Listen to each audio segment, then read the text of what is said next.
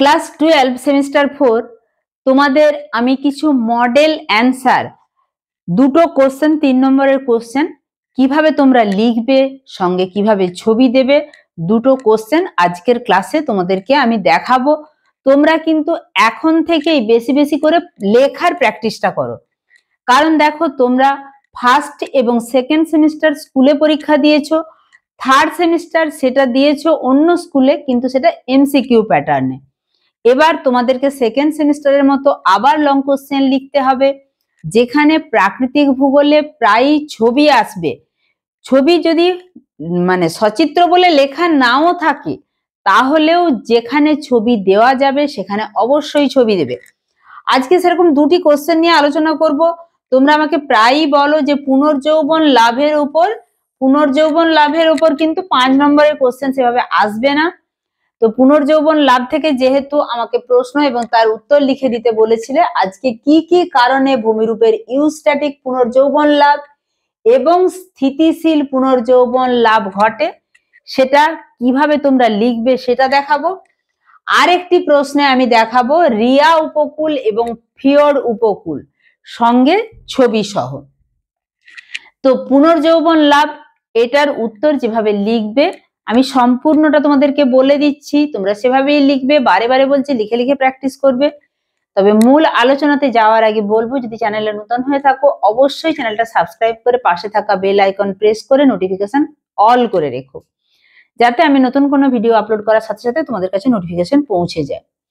আর একটা রিকোয়েস্ট, অবশ্যই লাইক করো এবং তোমার বন্ধুদের মাঝেও শেয়ার করে দিও, কারণ তোমরা জানো যে আমার নম্বরে তোমরা মেসেজ করলে আমি কিন্তু আমার পূর্ববর্তী যে ফান্ডামেন্টালস অফ ফিজিক্যাল জিওগ্রাফির ক্লাসগুলো হয়েছে তার পিডিএফ গুলো অলরেডি সবাইকে পাঠিয়ে দিয়েছি, এখনো মেসেজ করলে সেগুলো আমি পাঠিয়ে দিতে পারবো।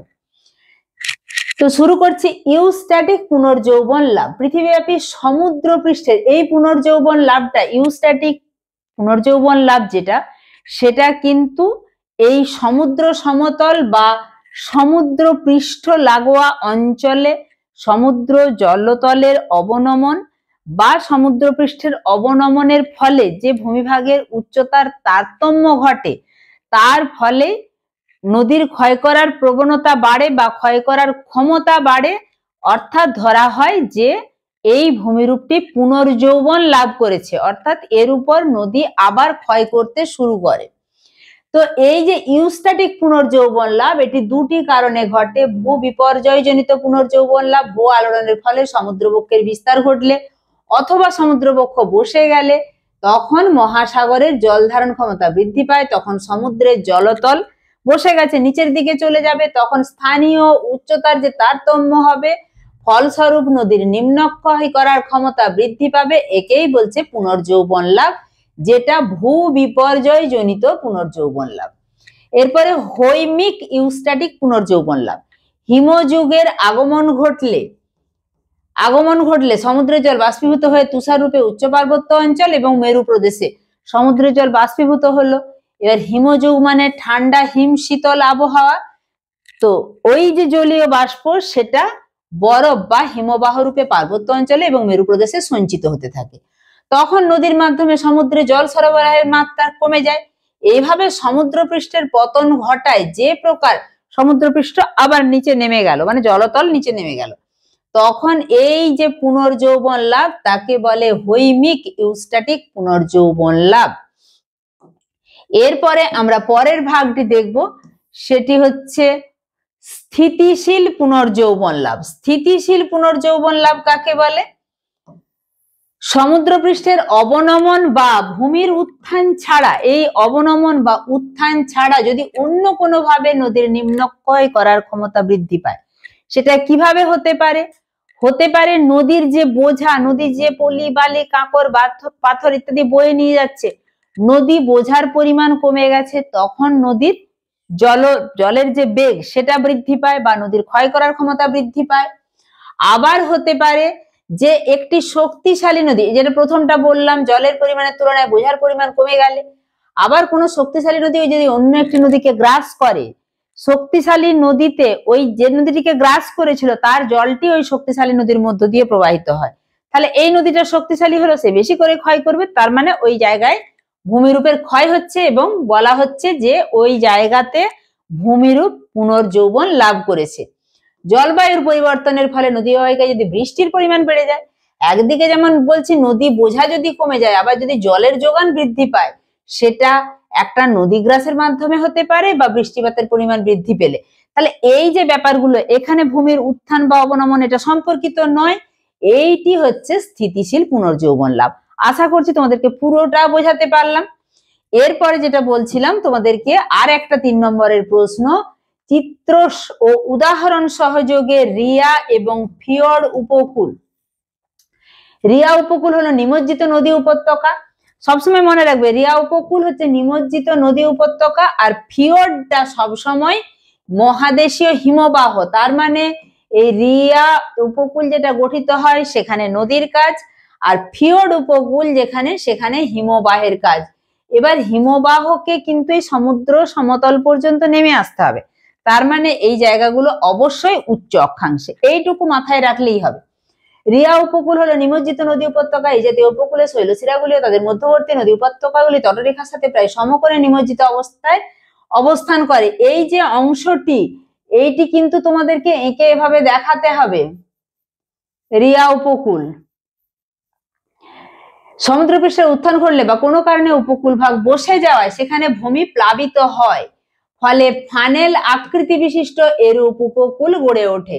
এই যে ফানেলের মতো আকৃতি বিশিষ্ট উপকূল গড়ে ওঠে এবং নদীর কাজের ফলে একে বলছে রিয়া উপকূল। এখানে উপকূলের ক্ষেত্রে সমুদ্রের দিকে খাঁড়িগুলি বেশ চওড়া, কিন্তু উপকূল থেকে স্থলভাগের ভিতরের দিকে যতই যাওয়া যায় ততই বিস্তার গভীরতা কমতে থাকে, এই যে সরু হয়ে ভিতরে ঢুকে আসছে। এখানে দেখো উত্তর পশ্চিম স্পেনের উপকূল সংলগ্ন রিয়া ডি ভিগো এর নাম অনুসারে এই রিয়া উপকূলের নামকরণ। এরপরে আমরা দেখে নেব ফিয়র্ড উপকূল চিত্র এবং উদাহরণ সহযোগে। একদম অল্প কথায় লেখা আছে, কিন্তু তোমাদেরকে সেটা করতে হবে, অর্থাৎ লিখে লিখে অভ্যেস করতে হবে।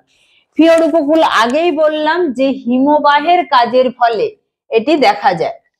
মহাদেশীয় হিমবাহ সমুদ্র উপকূল পর্যন্ত নেমে আসে। কোথায় নেমে আসবে? উচ্চ অক্ষাংশে। এরূপ হিমবাহ উপত্যকার গভীরতা সমুদ্রপৃষ্ঠ অপেক্ষা বেশি হলে বা বরফ মুক্ত হিমবাহ উপত্যকা সমুদ্রের জলে নিমজ্জিত হলে উপকূল ভাগে স্বল্প বিস্তৃত খাড়া পাড়যুক্ত খাঁড়ির সৃষ্টি হয়। ব্যাপারটা হচ্ছে হিমবাহ নেমে চলে এসছে সমুদ্র সমতল পর্যন্ত, এবার হিমবাহ একটা ক্ষয় করার ক্ষমতা থাকে, পরে হিমবাহ গলে গেছে, ওই যে ক্ষয় করে দীর্ঘ খাঁড়ির সৃষ্টি করেছে, সেই খাঁড়ি সৃষ্টি করা এই যে হিমবাহটি অবস্থান করছিল, এটি যখন সরে যাচ্ছে, এইখানে যে জল বা এই সমুদ্রের যে অংশটা ভেতর পর্যন্ত মহাদেশের অভ্যন্তর পর্যন্ত ঢুকে যাচ্ছে, এখানে একসময় কাজ কে করেছে? হিমবাহ। একেই বলছে ফিয়র্ড উপকূল। ফিয়র্ড সমন্বিত উপকূলকে ফিয়র্ড উপকূল বলে। এরূপ উপকূলের সম্মুখভাগে অনেক ছোট ছোট দ্বীপ দেখা যায়, যেমন নরওয়ে ও ফিনল্যান্ডের ফিয়র্ড উপকূল। নরওয়ে তো একদম এই নরওয়ের মানচিত্র তোমরা ইউরোপের একদম উত্তর ভাগে নরওয়ের এই অংশটা যে খাঁজ কাটা কাটা অংশ, এখানে প্রচুর ফিয়র্ড দেখা যায়, অর্থাৎ হিমবাহ যখন নেমেছে সেই হিমবাহের ক্ষয়ের ফলে এরকম খাঁজ কাটা কাটা অংশের সৃষ্টি হয়েছে, তাকে বলছে ফিয়র্ড উপকূল। কোথায় দেখা যায় বা উদাহরণ সহযোগে বললে নরওয়ে ও ফিনল্যান্ডের ফিয়র্ড উপকূল দেখা যায়। ঠিক আছে, তোমরা এইরকম ভাবে আমি 3 নম্বরের প্রশ্নগুলো তোমাদেরকে দিতে থাকবো, যেভাবে লিখে দেয়া আছে তোমরা স্ক্রিনশট নেবে বা কি করবে সেটা তোমাদের ব্যাপার। তোমরা বইয়ের হেল্প নেবে না আমার নোটসের হেল্প নেবে। অবশ্যই আমার যদি তোমরা ভিডিওসে যাও ইউটিউব চ্যানেলে, সেখানে রিয়া এবং ফিয়র্ড উপকূলের ক্লাস কিন্তু নোটস সহ করে দেয়া আছে, সেখান থেকেও নিতে পারো। কিন্তু আলটিমেট প্র্যাকটিস করতে হবে, লিখে লিখে প্র্যাকটিস করতে হবে। যত লিখবে এখন থেকে তত লেখার স্পিড বাড়বে এবং তোমার পরীক্ষার শেষে আফসোস করতে হবে না যে আমার এই কোশ্চেনটা জানা ছিল, আমি করে আসতে পারলাম না, সময়ের অভাবে আমি সম্পূর্ণটা লিখতে পারলাম না বা এই ছবিটা আঁকতে পারলাম না। যাই হোক, শেষ করার আগে বলবো সবাই মন দিয়ে লিখে লিখে প্র্যাকটিস করো, সবার পরীক্ষা ভালো হোক।